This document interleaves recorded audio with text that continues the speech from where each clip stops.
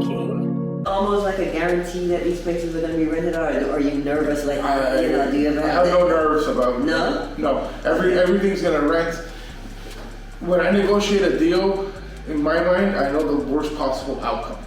So, like here, if any room that I put for $100 is gonna always rent. Okay. So Yeah. So if I could then say, okay, so $100 will be $3,000, right? So if my rent is at $3,000 or below, that's my worst case scenario. I could always get that. Yeah. You find these locations. Are you looking at location? Well, there's a key to what I'm doing most of the time. Is I'm actually looking just outside the popular area. Okay. So if you look, this is kind of just outside of Wynwood, but not. This is actually a really good area. But It's almost like a Wilton Manors out here. well, yeah, this is a design district, and this became really expensive. But this, in theory, is just almost Little Haiti. So. And same thing in Little Havana, we just a couple blocks off the strip. Everywhere we're trying to be just off so we get cheap enough rents so we can keep that formula of $100. Like, because what happens is I discovered this when we had 52 apartments to rent, like when we had the whole building. On Mondays was the worst day possible always, because on Monday the whole building would be empty. So you would have 52 like apartments to rent. You know, how do you fill 52 apartments in one day? So we had to like come up with some creative pricing strategies to do that.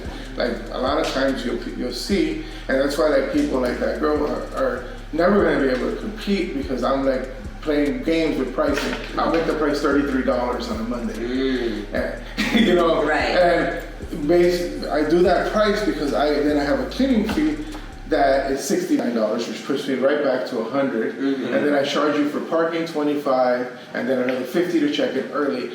So it gets me back to the number I want. Plus, the people that pay that $33, a lot of times now they're here, so they wind up extending, and I tell them, well, the next day is $200. And they're already here and they like it, so they'll pay that. That's going. It's a pricing strategy. Basically, with you pretty much making your money on the back end with all the different fees. Yeah, we feed them to death. Okay. Hello, and that's the same thing. Like we would find, like on a Monday, there would be a bunch of rooms empty, and I would be like, well, then we play with timing, and I figured like the perfect time to drop the price to 33 was like 8:30 in the morning, because there'll be people just there. There's a lot of people that don't plan, so they just arrive and they don't have a room, and they get to the airport, and they usually arrive around 8:30 in the morning, or if their flight gets canceled that morning. So those people then are desperate to go somewhere, so they're really susceptible to paying the $50 fee. So that's how you get them. And then when they arrive, you have rental cars, 25 more, and you know they're already here, and then a lot of times they will only pay that one night too, because it seems cheap. Wow, I better just check this place out. And then a lot of times those people we just will then convert them to like a private client, and be like, well, if you want to stay here another day instead of going through Airbnb, it's $150 cash or charge. And then we avoid paying the 14% to Airbnb, so we keep 100% of the profit.